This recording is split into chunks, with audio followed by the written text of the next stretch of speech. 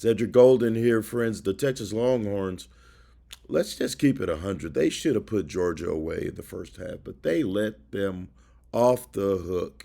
If Teddy KGB was at the SEC championship game in Atlanta in the third quarter, he would have been saying, hanging around, hanging around.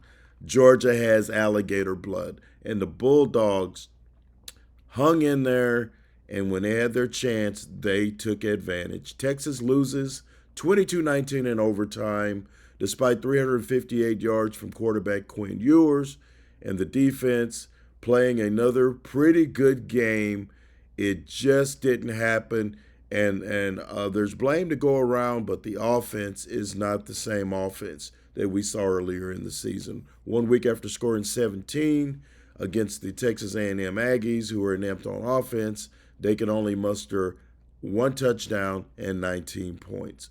They were in the red zone 5 different times and produced only 9 points. That doesn't get it done. And the Texas defense, while being commended for giving up only 19 points and registering 2 takeaways, still walked off the field a loser. Texas held Georgia to 277 yards of offense. It was 283 in Austin, yet Texas goes 0-2 in the series this season. It's a team game, and the Texas Longhorns have an offensive problem. They have topped 21 points only once in their last 4 games. 31 yards rushing on 28 carries after getting only 29 yards on 27 carries the first time. Worse yet, the offensive line playing without All-America left tackle Kelvin Banks, who was out with an ankle injury, gave up a whopping 6 sacks. They gave up 7 the first time they played Georgia. There won't be a first-round bye for the Horns in the CFP. They'll likely drop to 6th, maybe lower, where they might be getting ready to meet the ACC champion Clemson Tigers, who turned back SMU late Saturday night. I don't see them dropping out of the top 8. They will host a game.